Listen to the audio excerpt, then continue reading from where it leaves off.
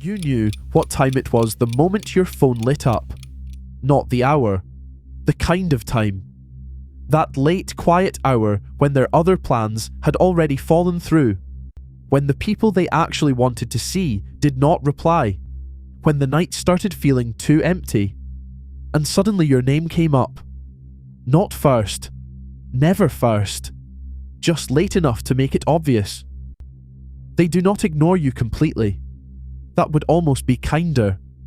Instead, they keep you in this strange middle space, close enough to reach when they need something, far enough that you never feel chosen. They reply sometimes. They get warm sometimes. They even say things that sound like they miss you, but it is always when they are running low on other options. And the moment their world fills back up, you quietly disappear again. Not blocked, not unfollowed, just return to the background, like you were never really in the foreground to begin with. This is Social Behaviour Explained. Every Saturday, we name one invisible pattern running underneath the surface of how people connect, withdraw, and show up for each other. Today being the last option. Not dramatic rejection, not full abandonment. The specific pain of being kept in someone's life as a backup place to land. Stay with this one. It is not even ghosting. It is being kept on standby. You are not outside their life, but you are never really in it either.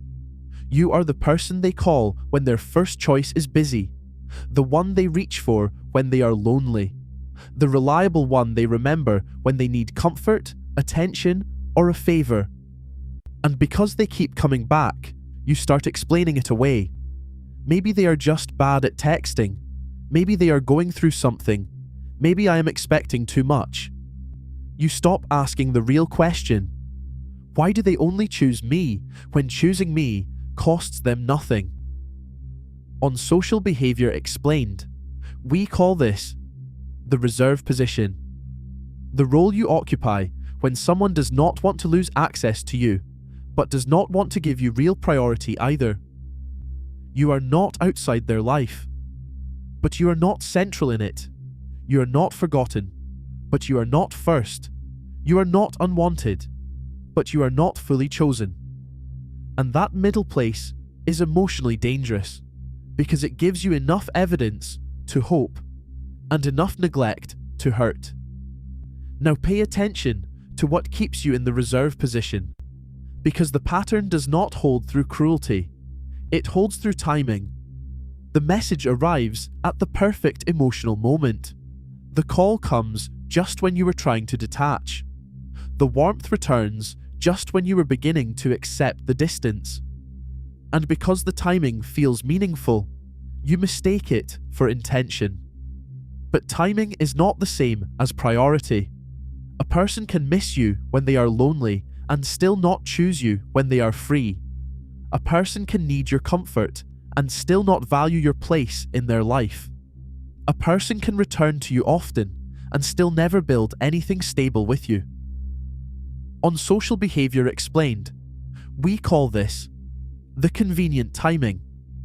The pattern where someone's affection becomes strongest when they need something and weakest when they have options. Here is where being the last option causes its deepest damage, not in the fact that someone failed to choose you, but in what you begin accepting, because you are tired of not being chosen. At first you wanted consistency, then a delayed reply started feeling like effort. At first you wanted clarity, then mixed signals started feeling normal. At first you wanted to be chosen freely, then being chosen only when they had no one better started feeling like connection. You begin celebrating crumbs, because at least crumbs mean they still think of you sometimes.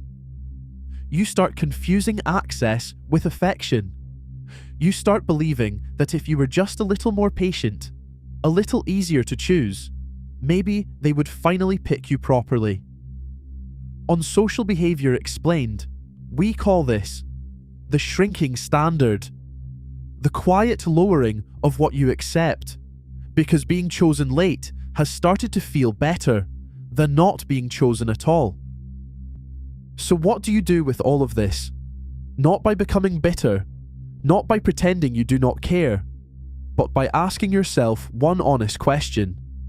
Do I feel chosen, or do I just feel available? Because one of those is a relationship.